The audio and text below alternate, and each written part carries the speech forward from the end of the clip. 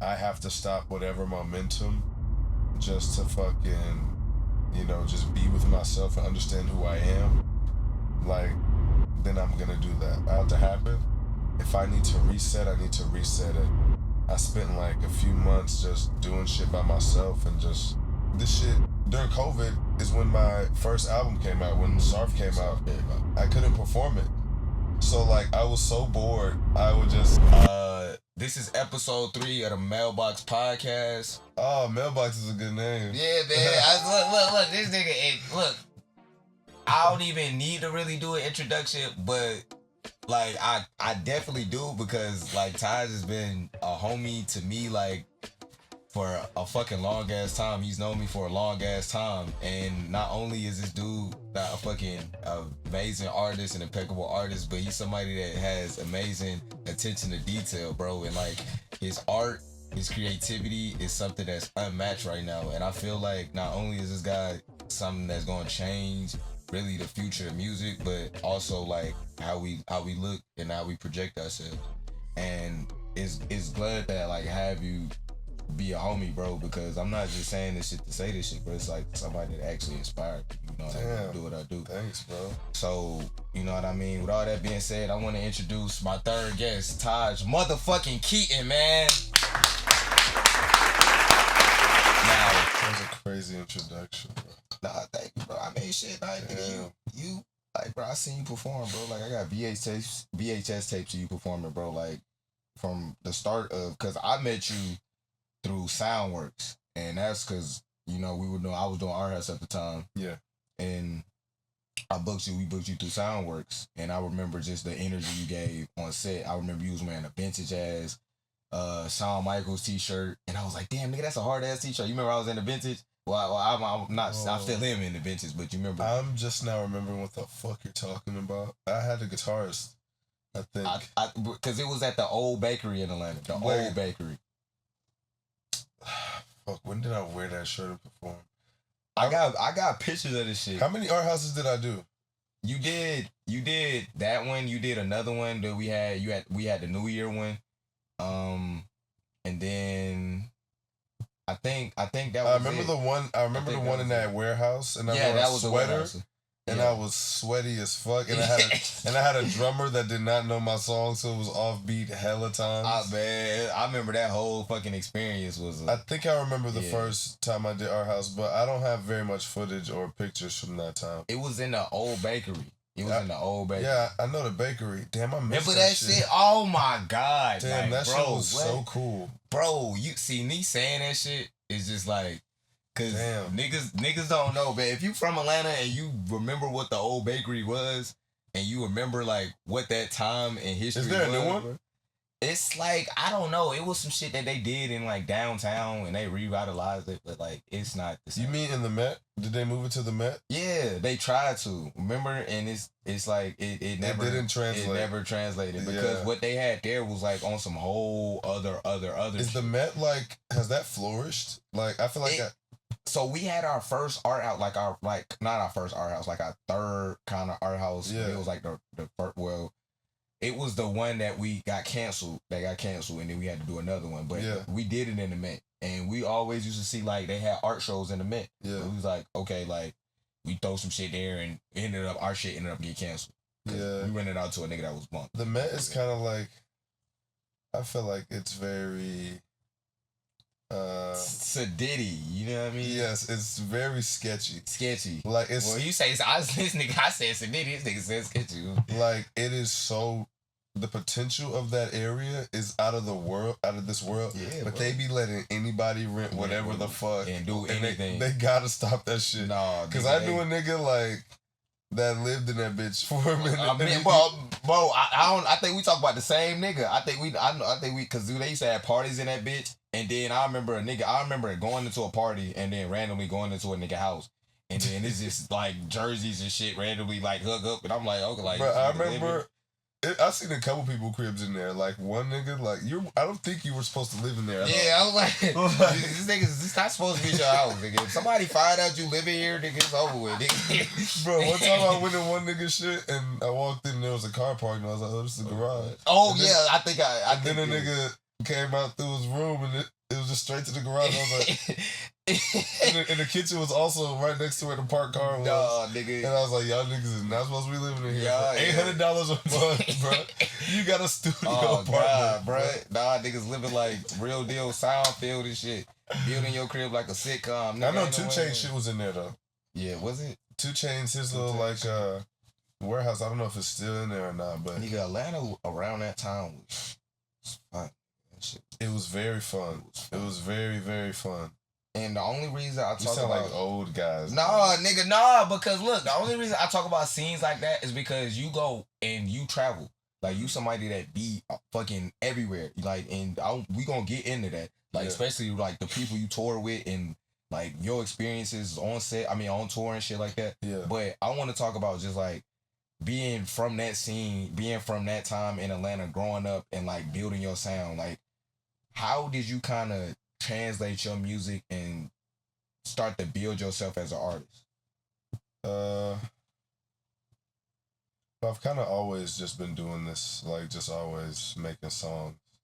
So it's like aesthetically, I've been kind of transitioning and learning new things just over the years. And you listen to yourself like 2 years past when you made some shit, and you just learn. I used to shit on all my old ideas, but now I look back at them and I'm like, I understand what I was trying to do. Like, it didn't really translate. So, you know, taking that type of just progression, and then also taking that and just being outside in Atlanta with your niggas, bro, and just like, you might just be smoking all fucking day doing nothing and driving around. Like, I don't know how many times I did that in Atlanta where I'm like with my homie running these areas where we just hotboxing like the whole time. Hella weed for no reason at all. Yeah. Nigga went through 10 blunts.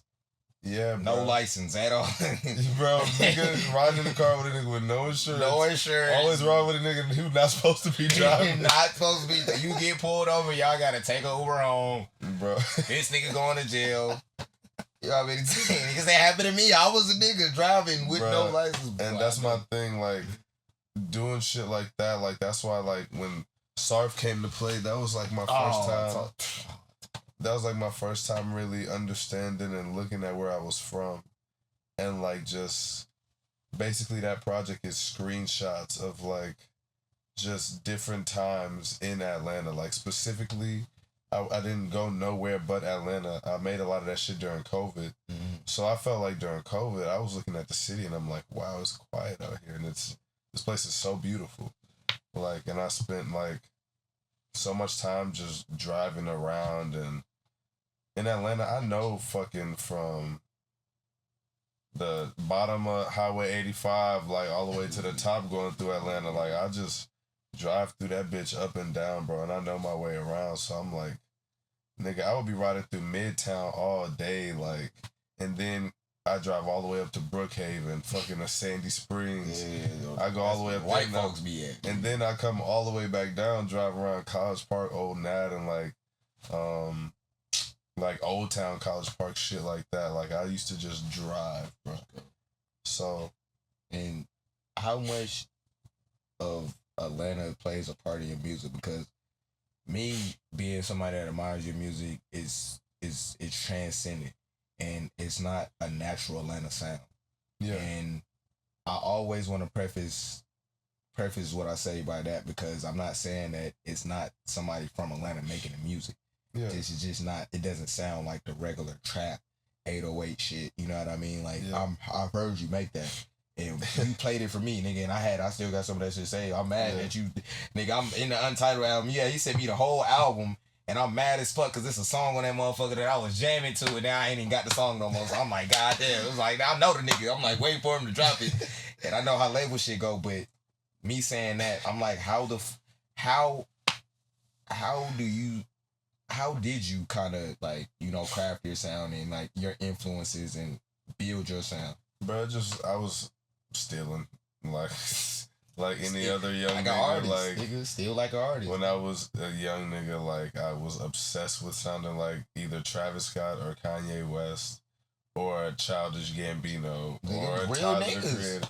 And so these are like my OGs, like them the niggas I look up to.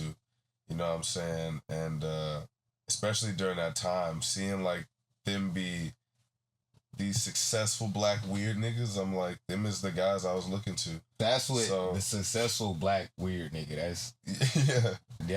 That's such a construct. That's like they just were doing really different shit, and so and being accepted for it too, and being accepted for it on a large scale. So I was trying to be like them niggas until I found my own swag. Like I feel like I thought I was finding my own swag even more recently, like 2 years ago.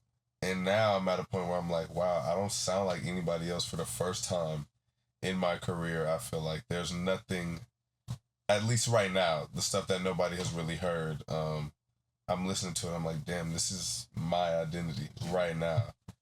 And so I guess just, just going through niggas shit and just really studying my idols down from like performance to I was looking for mad behind the scenes. I feel like in the early 2000s, it wasn't too much behind the scenes, Kanye West, anything. Bro, look, not only your performances are like something that's very riveting, bro, like your energy in the crowd is very contained and it's still wild. It's still unleashed. And like, you somebody that I've even mimicked, bro, like being on stage and just like, talking to the mic and really like expressing yourself and like even in giving an admired performances, bro, like, I love that shit, and I love to just even watch some of your performances back in the day, like coming to a couple of your shows, bro, coming to the shows out here in LA, you know what I mean, when you invited me here. Where did you kind of start to see yourself, transition out of that shell from just being an artist to being somebody that's fully embodying, into the performance, into the art, into, your sound, into, your music? Because it takes time. I know it's still taking time for me. But it's actually not as complex at all. Like I feel like I've been a nigga with a lot of energy for a long time.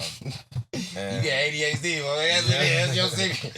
Yeah, like, he ain't taking his Ritalin. Fuck. I'm fucking. My mom, she didn't believe in none of that shit. Like I knew, like I remember I took a test in school, like an ADHD test, and they're like, they tell my mom some shit like, maybe you should try it. And my mom like, fuck no, we ain't giving the nigga the Ritalin. My mom was just like, this nigga just finna do multiplication until it's time to go to sleep. Yeah. Like, but yeah, I had mad energy. Even niggas in school, they be like, my nigga, like, sit down. Like, always a hyper nigga. Bro, I was the class clown. I was jumping around, standing on desks. Like, so once I started performing, like, I feel like when you're like 20, 21 years old, you still have that high school energy. Yeah, you just go, you just do shit. And you're just, so like when I first started performing, like, this is just, I would do this anyway. Mm-hmm. Like, nigga, I'm such a freaking nerd. Like, especially when this shit, during COVID is when my first album came out, when Sarf came out. I couldn't perform it. So, like, I was so bored, I would just set up my own set list in the house. I'm practicing my whole shit, like, and I never performed them songs. Like, it's crazy. Like, I didn't get to do any type of touring, and that was, like, a huge moment for me. Like, the first album, that's just the first coming into the game, bro. Yeah, and it was, like, that was just huge... Have you dropped projects before that, like, I've heard...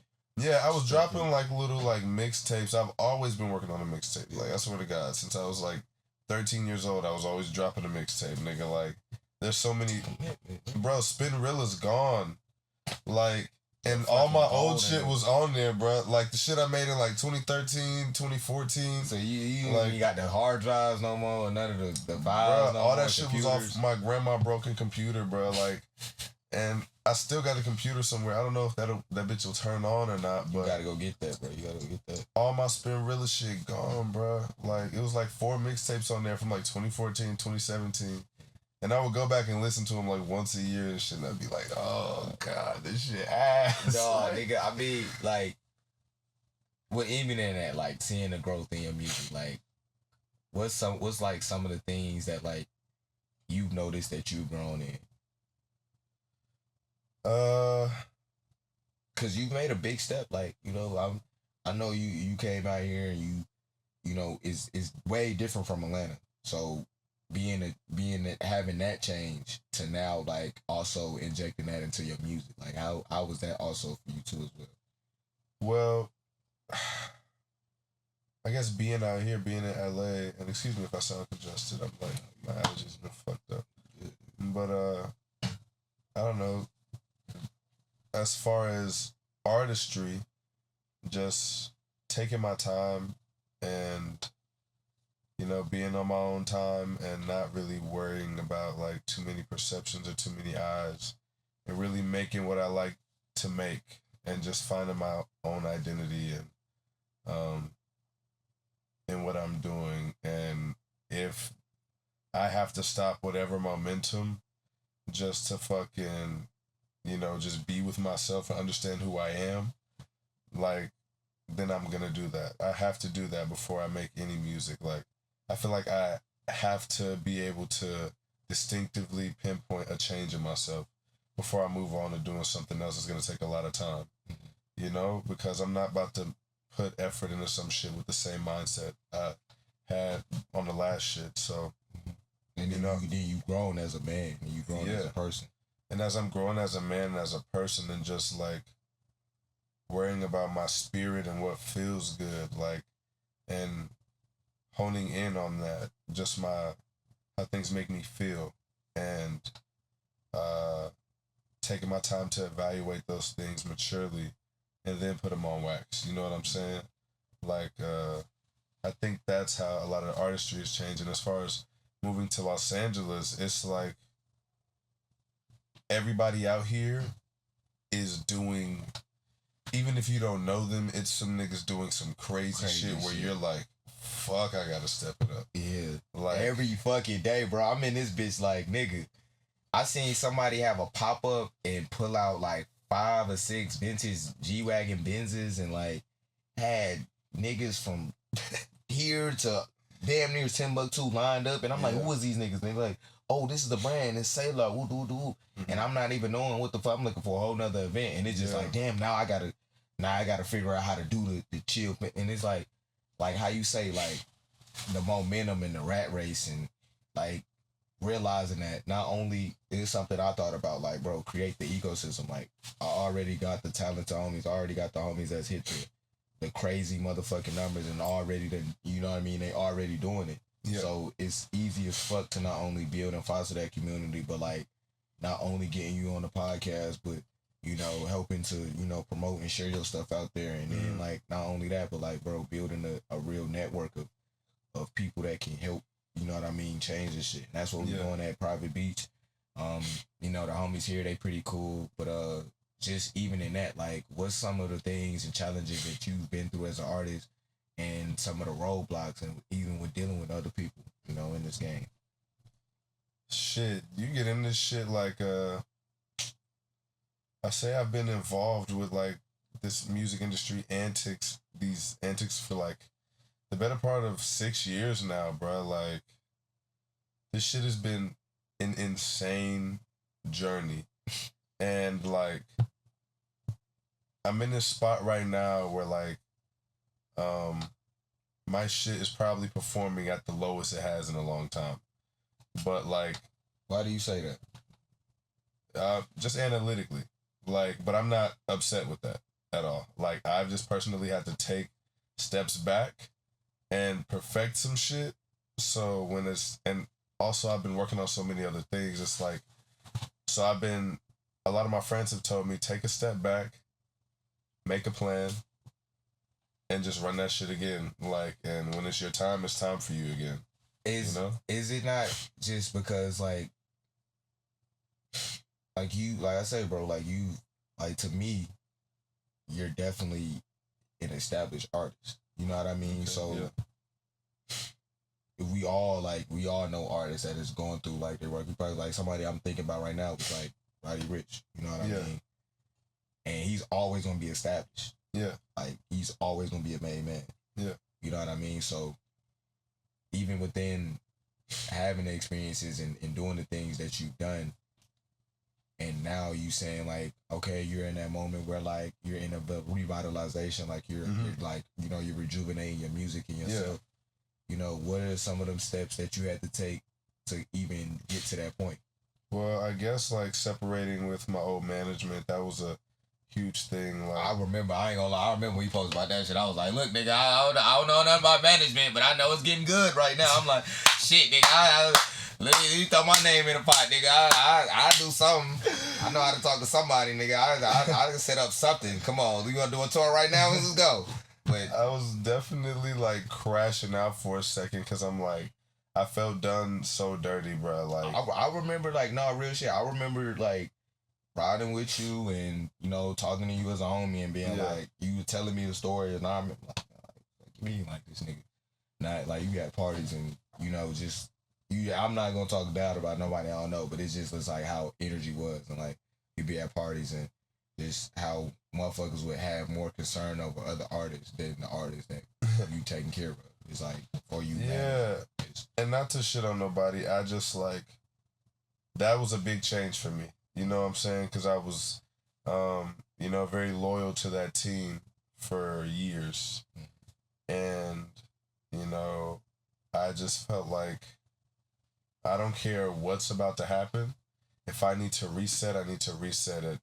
I spent like a few months just doing shit by myself and just trying to figure out my business and, you know, also getting into a few other things. Side quests, you know what I'm saying? What are some of the side quests? Other than Arc Raiders, nigga. You can tell me Arc Raiders, nigga. Bro, and you know what's crazy? I always said in my life, like, I'm always gonna have time for video games. Yeah, me too. Like, nigga, no matter what. Make it time, nigga. Nowadays, I have to, like, schedule. I gotta bring my PlayStation with me everywhere just in case I have some time. Like, this nigga gaming in McDonald's and shit. I just seen the video of a nigga on the train and he had his shit on the seat. Oh Lord, bro. They gotta stop giving niggas generators, bro. They gotta stop. Cause I'm finna buy one right now. They get, bruh. But look, when it's Super Bowl time, I'm watching that bitch in the middle. Whatever the fuck they having in Super Bowl at. They having it next year, this year. I mean, they having it this city next year. So that's gonna be crazy. Yeah, man. But I guess like on my side quest shit, like I haven't really vocalized this at all, like, and because I don't want to jinx it. But I am writing some like a television show right now. Talk about it. Now listen. Now we are somebody like at the Maelbox podcast, but we always dropping posters. We send it in delivery. We always love to have the moniker Nipsey's head. You know what I mean? We don't want to talk about it before we do it, just because we don't want to, like you say, jinx stuff. Yeah. I do want to stop it with right there. You know what I mean? I want to stop it right there and not, because I do want to talk about it, but I want it more likely to talk about it, you know, after it dropped and when it happened. But even talking about, you know, what you've been writing and stuff like that, like how many projects are you delving into, you know? Bro, I'm becoming a businessman right now, like more than ever. Like, and that's why I'm always doing music. Like, no matter what, I'm always doing music. But I'm also thinking about, like, okay, like, when I'm in my 30s, am I going to have some type of equity? You know what I'm saying? And just my foot in some type of business. Because I'm like, being a musician is one thing, but also, like... It's just one lane. That's one lane. And so, if I could just be multifaceted and just get as smart as I possibly can, so I can just maneuver better. And one thing I notice about your music is very cinematic. Like, I've always wanted to shoot. I gotta get some water. Nah, you good, bro. You good. It's not branded. It's shit, nigga. I don't think you get some of that shit next. Real shit. You said what? You want a waterfall? Nah. Oh. Hit it nextly. You ain't sponsored, bitch. When you sponsor us, you get free play on this motherfucker, okay? You have to cover the logo next time. You gotta get the Manscaped fucking... The Manscaped shit. Oh no, this look, nigga, Prize Picks is coming. You out here Prize Picks, nigga. You gonna see, when you see hella gambling ads in the middle of this motherfucker, do you have a problem? No, motherfucker, no. I'm telling you. The niggas be like, you know what? I'm stressed out. You know what I'm not stressed about? Is these 5 to 7 picks that I chose. I'm like, bro, what the fuck? All you niggas got a sponsorship to Prize. They all got a smooth go into. Like, they be like, you know what?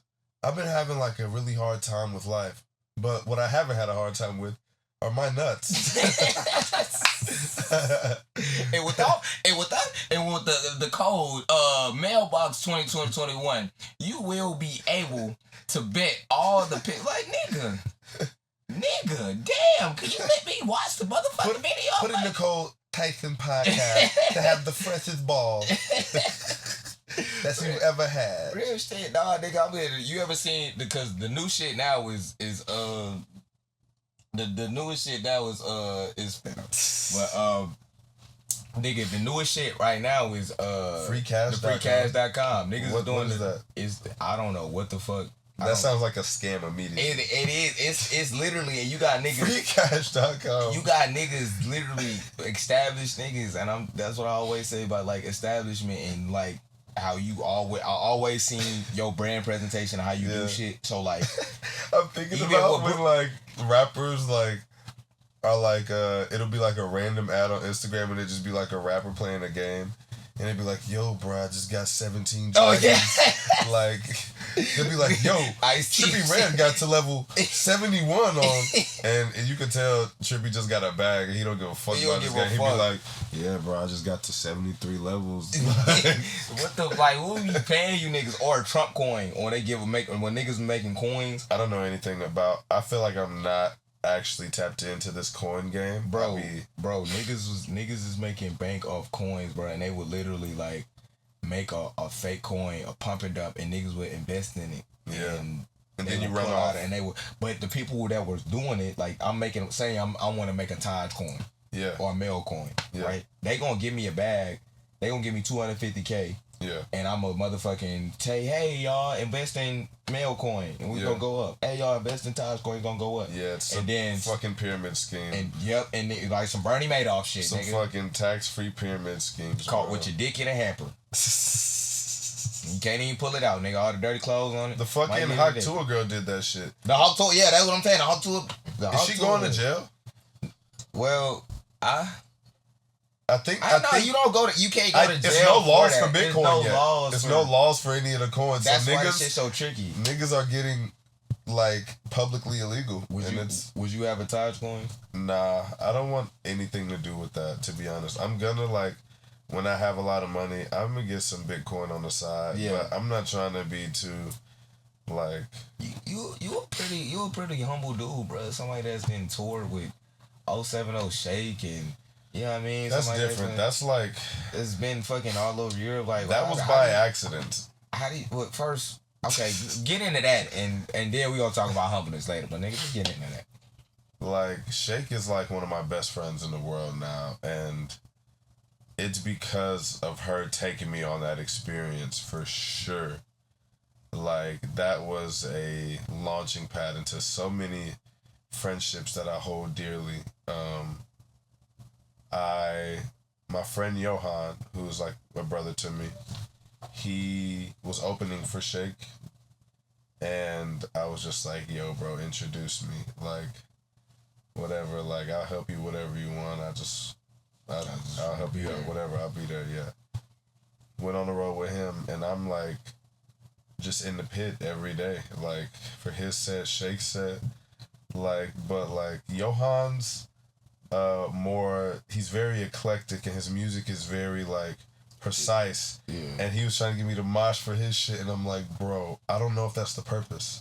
But I was doing it anyway. You know what I'm saying? Like where like Shake had like these super obvious songs that were like we're gonna jump to. Yeah.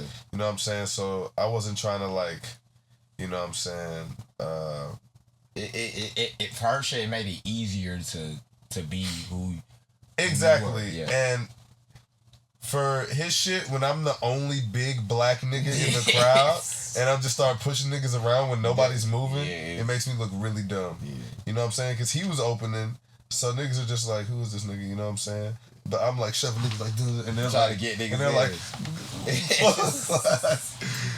but I was so grateful, but end up like chopping it up like for like I didn't talk to her till the last day of that tour, but I was just like doing shrooms and shit. Like by the time they'd be fucking getting off stage, like they didn't have time to say what's up or whatever. She was moving on. She had her own bus. We were in a van. Last day I chopped it up with her. and that was in like the summer of 2022. That was like July, if I'm not mistaken. And then I was in Atlanta on my birthday, and I was having a really, really bad day. And this video, Shake posted a video of me, like, I was just like, I was really high on some mushrooms. Like, I'm gonna be honest, this is your podcast, so I'm gonna say fuck. I was fucking, we were in Colorado or some shit, and some lady walked up to me and she was like, yo, like, I know Shake, like, she was like, that's my girl, like, here are these shrooms, like, you can have them, like, because you know her. She opened up a bag and she was like, grab a handful. And so I took them and I just had shrooms on me the whole tour. And then I was about to, on the last day of the tour, I was just like, fuck, I can't fly to Atlanta with these. What? You could have stumped them in your nuts. You could have. They don't think they sniffing shrooms. I ate them on the last show, and I was like, fuck it, this is about to be lit. Yeah. I had so much fun, bro. And then she posted this video of me like shoving the fuck out of a nigga like during the show. I don't know who recorded this, but I like shoved the fuck out this nigga out in the mosh pit, and he like fell and then pushed me back, and we just started like it was really aggressive. Yeah. But it was fun. Like niggas dapped up afterwards. But she posted that, and I was like, I had told the girl I was dating at the time, I was like, yo, look at this shit, like. And she was like, what the fuck? Like, and I was like, cool. Like, and I thought that was just it. That's it. Maybe like 30 minutes later or something, she texted me. She was like, come to Europe, bro. And I was like, okay. Like, I was like, fuck, I gotta go. Like, whatever. She doesn't respond. She says that, and I text back, I'm like, when? She's like, tomorrow. And I was like, I don't have any bread for this shit. Like, for the Europe tomorrow. And then she stopped responding, and so like I think the next day she texted Paris tomorrow, and she was like, make it to Paris tomorrow, and I was like, bruh, like, no, she said make it to Italy or one of the first dates, Spain, one of those dates. And I was like, yo, I'm trying to figure this out. What time y'all leaving? I'm trying to align. Yeah, I'm trying to, And I just kept hitting her up every day, like, fuck. And I got real sad. I was like, whatever. I'm just going to miss it. Then that's when, like, 3 days later, she was like, this flight to Paris is tomorrow from Atlanta, whatever the fuck. Get on this flight. I'll give you the bread back when you get here. Like, I got it, whatever. Leave the next day. And I'm like, what the fuck is going on? I get on this plane, and I'm like, why am I doing this? Like, but this is. But you felt it, like you already knew that. I was like, fuck it, like, bro, I've never been to Europe. Like, I'm about to see all of it. In one go. In one go. In one trip. Bro, that shit was fucking nuts. Yes. Nigga, like, I get off the plane, and Shake is like, nobody's responding. They sent me the address the night before. Nobody's responding. I get out of the Uber. Have you ever been to Europe before? No, nigga. Like, I'm in Paris, like, and just with one Niggas bag. Nigga in Paris. Nigga, I got one bag. I get out the Uber, and I just see a crowd of kids, right? Yeah. This just sounds like a movie. I see a crowd of kids, and I see Shake in the middle. And I'm like, damn. Oh, shit. I was like, it's like 11 p.m. in Paris. I'm like, what the fuck going on, bro? Like, and then she was like, yo, what the fuck? Like, and I'm like, yeah, I'm here, whatever.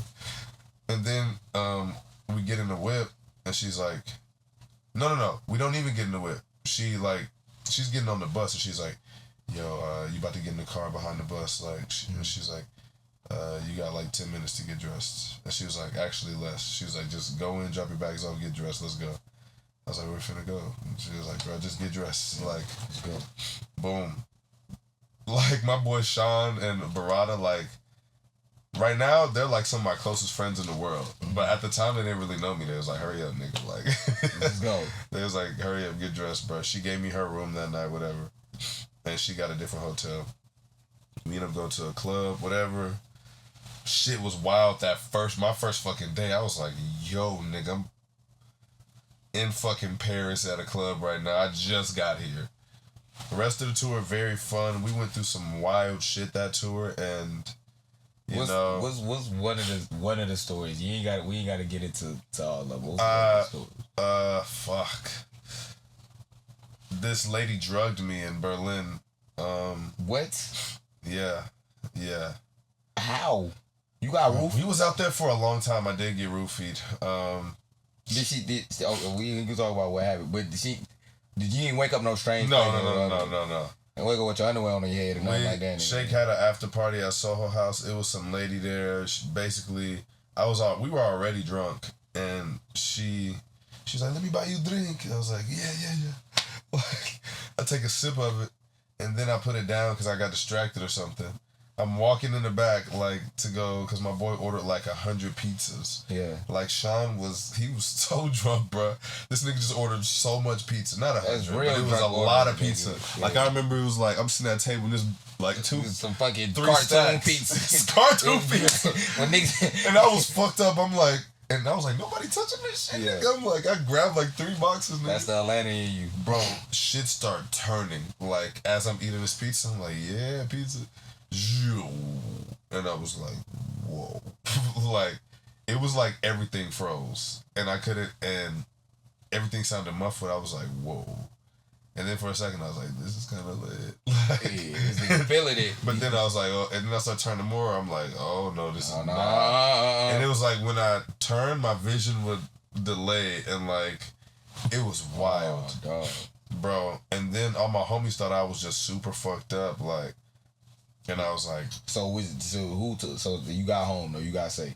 Nigga, I went down to I don't know if anybody can. This how you know I'm not lying. If any nigga from Germany who's been to the Berlin Soho House, in the fucking basement, there's a velvet room, and I saw it earlier in the day because we spent the whole day there, and I went to this velvet room and I just sat there, and then the lady who drugged me I was the only person down there. Yeah. And she found me. She was like, "You want to come home with me?" No. And I was like, I couldn't speak. I couldn't say anything. I was just I just remember being like, fuck. I felt so weird. Bro, and then in my head, I was still very conscious, though. I was just like, my body feels so weak. But you know what the fuck going on. I knew what was going on. I'm a big nigga, so it was probably that shit didn't affect you. It probably didn't hit me, and I only took a sip of the drink. Yeah. But then I was in my head, I was like, damn, I gotta throw up on this bitch. I was I felt nauseous, and I was like, I'm about to throw up. I have to throw up on this bitch. Yeah. She was I'm how the fuck that? I was like this, bro. I was like this, and she's rubbing my back and shit. And she was standing, and I just went, blah. You threw up on her? Yes. And she was like, oh. So you saved yourself from just. And then I threw up all the way up the hallway. What? And went into the bathroom. Threw up more, and I was on the bathroom floor, and I could not fucking move. and I checked my phone, and I was like, oh, the bus finna leave, bruh. And then I started saying a prayer to God. I was like, yo, can somebody find me? And as soon as I said that, don't. And my boy Barada's like, yo, what the fuck, nigga, we gotta go. And I was like, bro, help me, bro. That's a movie, nigga. Bro, and he got me. He was like, what the fuck is wrong with you? And I was like, bro, she did something, bro. He was like, you're fucking drunk. And I was like, no, bro. It's different. But how long did the trip or the experience last? I ended up falling asleep. They got me on the bus, and I was throwing up OD on the bus. And I was like, and the lady still tried. She came outside when they brought me outside, and she was like, "You need to come home with me." And my boy Barada's like, "Get away from me." How did she look? How did she look? She was like a 40-year-old white woman. It was so strange of a night. Anyway, that happened, and nothing bad happened to me. By Sarah Palin, nigga. But the only sneakers I brought on the tour were some fucking Bread Jordan 4s. Oh shit! And my bunk was on the bottom, and my shoes was right next to me. And Shake, she was saying bro, don't put any stains on this bus. Don't smoke on the bus. I'm gonna get fined mad money if you do. Yeah. And there was no bag next to me, so I just threw up in both my Jordan 4s, bro, and they were wraps, bro. Bro, I had to throw them away. Ugh, nigga. Ugh, not the bread falls. they was sloppy, like they was slushing around in this garbage bag, and I tried to save them. I was like, I'm gonna wash them tomorrow. No, nigga, ain't no washing that. The bus smelled like eggs, bro, and Shake was like, throw them bitches out, bro, like, and it hurt me, bro. So, damn, man. I mean, that's an experience enough. So I got lost in London. What? Bro, all my niggas, nobody came to the club. Everybody was like, we finna go to this club at 10 o'clock. Nigga, I didn't text nobody. I just went to the club like everybody said. Yeah. And then I find out when I get to the club that nobody was pulling up. And my phone died. And the nigga, you see Hancock? Yeah. You remember? But I don't remember, though. But there was this one villain with a hook hand. Like, I forget his name, but there was a scene where Hancock took the shit off the light, he flattened it and sharpened it and then threw it at the nigga, his hand came off. Whatever. That nigga, who was the villain. The actual nigga? You gotta edit this on fucking... The nigga from... the villain from Hancock, the white nigga with the hook hand. Yeah. His daughter was at the club for some reason. She was outside the club and... I had asked this group of like college kids, I was like, yo, I need a phone charger bad. They were like, we don't have one here, get in the car with us. Like, we're gonna go to our dorms. Like, we end up going 30 minutes away. Like, I'm like looking at the map, I'm like, I'm so far. I'm about to they was gonna turn into a hostile part, nigga. Bro, but she took me to McDonald's with all her friends, bought me half the menu. She was like, you gotta try London McDonald's. Like, and then she showed me her dad. I'm like, that's your fucking dad? What? I was like, I know this nigga. And everybody's like, yeah. Like, because you could tell she didn't really care to talk about him. Her friends was like, this is her fucking dad. This is her fucking dad. And I was like, yo, whatever. But you got to find that nigga, and then you'll probably find his daughter. Whoever she is, she saved my life, so put her right here. Yo, put her, yeah. Fuck, I forgot her name. I still follow her, though. Oh, man. What a lifesaver. Damn, man. Sorry, I be going on tangents, yo. Nah, nigga, that was the experience you had on tour, bro. Yeah. And even segueing into like music and even your experiences, bro. You just put out like a track that I love right now. It's called Brutalist. Yeah. And I seen it's kind of like an alternative style to what you kind of been putting out, and also like the music video. It was very shot like, you know, do it yourself. It was, you know, I seen you had the backup cam. Was that the backup cam that you had and you shot with some of the promo? Yeah, like at first, like that. It's a tape I got with this guy Jay Rewind, who's one of the best producers ever. Mm-hmm. And that's the first song off of it. Mm-hmm. And I don't know, it was just a very spontaneous thing. Like, I was in Santa Barbara with my girl and her family, and she was driving her mom's car, and her mom has like a fucking Jeep and a big ass fucking screen. Mm-hmm. And I the backup camera was like, we were parked like in the woods somewhere, and I was like, wow, that looks fire. And I just got in the back, and my girl filmed it. And you recorded it right there? Yeah, and my cousin who was with me, he was like holding the phone like to play the music and holding the flashlight or whatever. Like, it was some real ghetto rig shit. So you still like, cause I've seen a lot of your production. I've seen you shoot in New York. I've seen you shoot many places. Mm-hmm. And, you know, what's kind of your experiences from doing it yourself to having, you know, a production team, having, you know, behind the scenes cameraman, having a director, having to produce it, you know what I mean?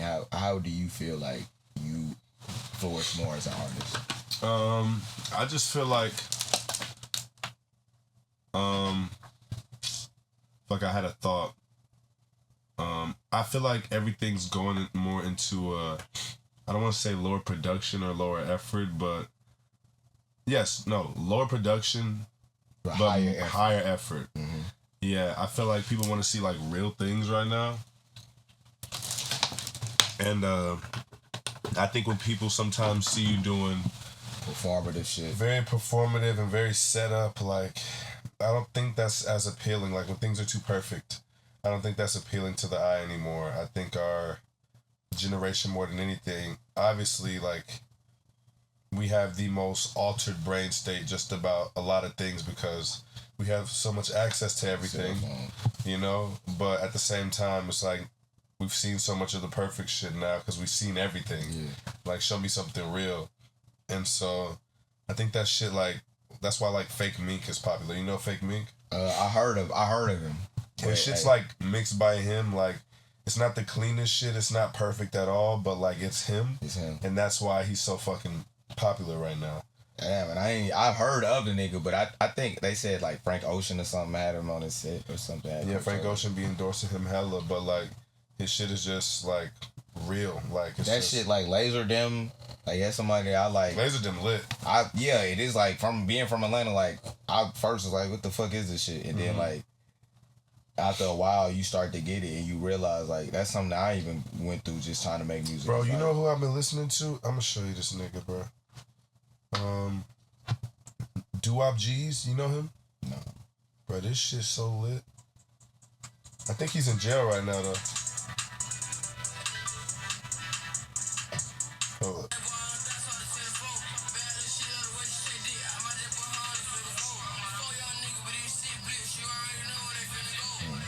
Whatever. That shit's so lit, bro. I think he's like 14 or 15, though. What? Yes, and the nigga like it has 15 years like in jail right now, apparently. I didn't do too much research yet.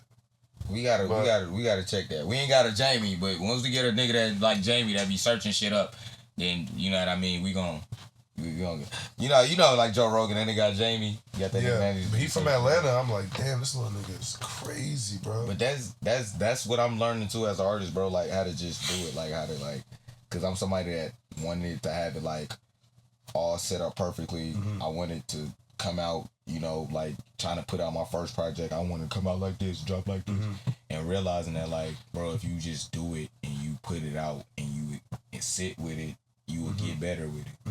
It's like skating. It's like, nigga, I never got better as a skater. I got better as just as in general because I sat and chilled on my board. Like, no, I was trying to do tricks. I was trying to film, and when I stopped filming myself, when I stopped trying to be better, I just found myself being very stagnant. And I feel like in music that happens, like you start to make the same thing over, or you don't feel like you have the same reception, or you're not getting a buzz, or you want to change, or you want to keep doing different shit, or you just get stagnant with the shit you're doing, so it's hard. But man, even coming to the closing and end, because I know you know time is valuable, and definitely we had a great conversation today, man. I just really want to thank you again for, you know, kind of putting this shit together and helping me just, you know, get to where I want to be as an artist. Because I've had conversations with you, bro, was like before I even decided to even want to make a song or rap. Yeah. You know what I mean? Yeah. And we've been on you seen me like grow up with this shit. You know what I mean? Yeah. And I seen you like, you know what I mean? And admire you. So just, I want to thank you for that first and foremost. And the last question and the last thing I want to get into is like the future of Tahj Keeton. Like, what does that look like? Is it self-ownership? Are you, well, I'll let you elaborate.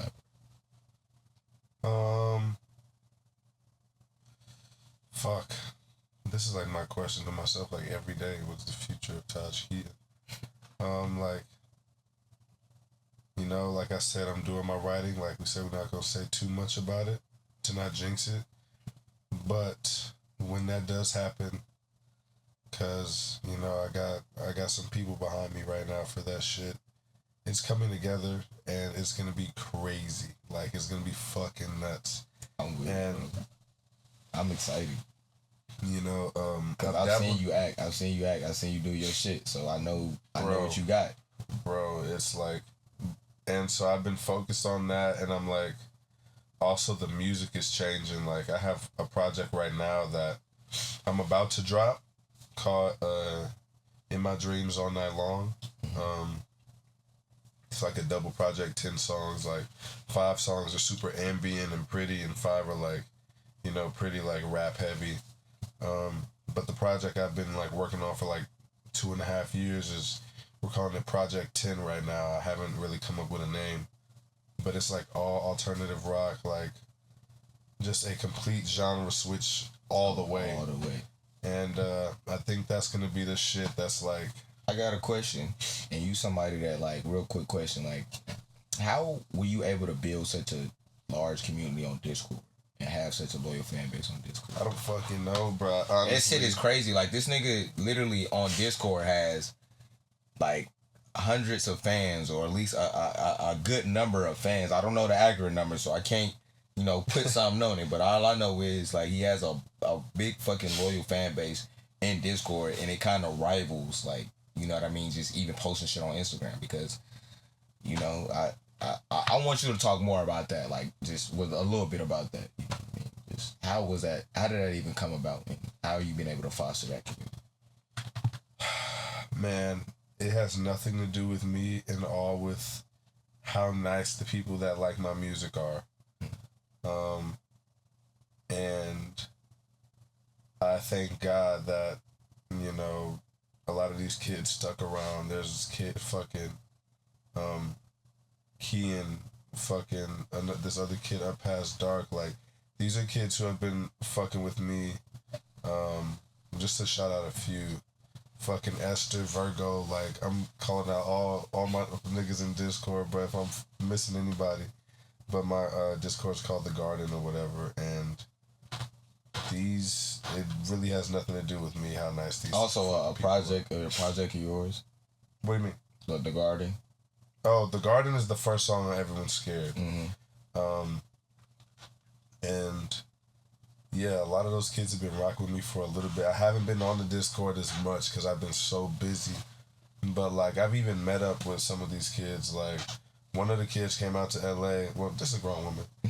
But she was out in L.A. and she was like, yo, like, would I be able to meet you or whatever? I'm like, bro, come to this party I'm at. Like, nigga, I'm not famous. Yeah. You know? No, you are. I'm not. I say you are. Like, niggas know me. I'm not famous, but so I'm like, it's not like I need security or anything. I would say just the level of notoriety. Yeah. I was just like, come to this party I'm at. Like, we could chop it up. Like, it's cool, whatever. And I don't talk to these niggas like fans. Like, I don't call them fans. They're just human beings who just so happen to decide they like my music and would like to be in one place to talk to each other. They like you. And they don't be talking about me. They be in this Discord talking about, like, their jobs and shit. Like, and I think that's way more lit than talking about me all the time. Yeah. Fuck that. Like, you know your value has been bigger than just being an artist. It's like being a father, kind of, because you're like bringing people together and also bringing them like joy and connection to people that they rather wouldn't meet. Because that's how it was with Art House. It was a lot of people that wouldn't necessarily click. And then we bring the skaters with the hood niggas, with you know what I mean, with the aesthetic niggas, with the play work hardy type, and the art niggas, and put them all in one group, and you realize everybody the same. And also I tell them my secrets.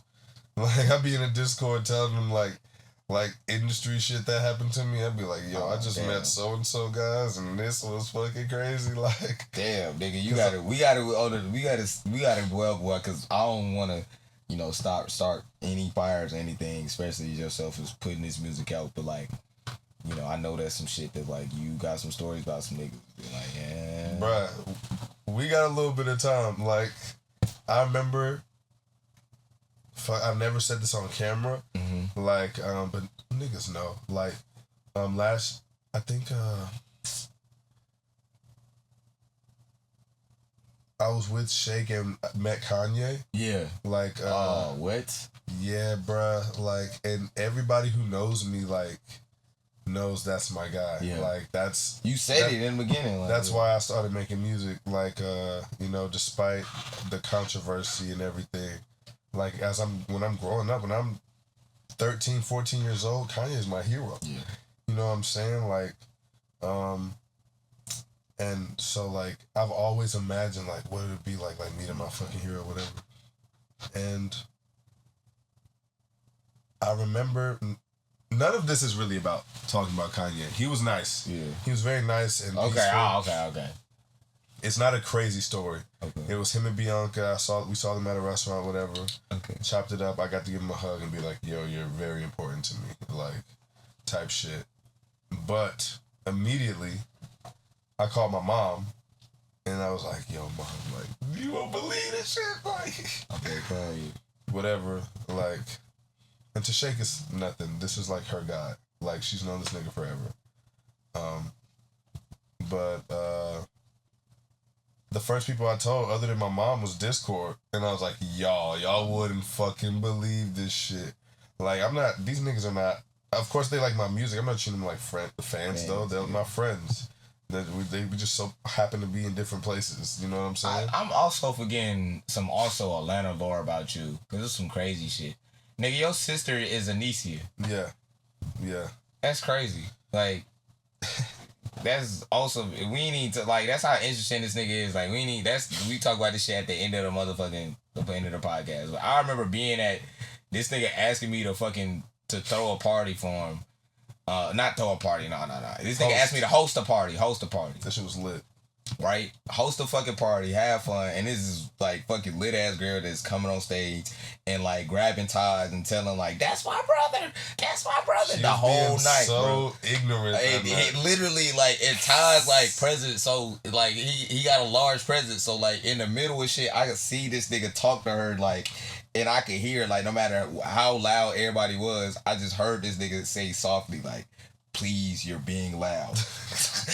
Calm it down. And I remember her just being like, yeah. And I remember just like, damn, like, who the fuck is this? And she was like going by Nene or something like that. I think like this was she said her name was Nene. Yeah. Cause I didn't know her. Like I was down, so I was still getting to know like more of your homies and shit like that.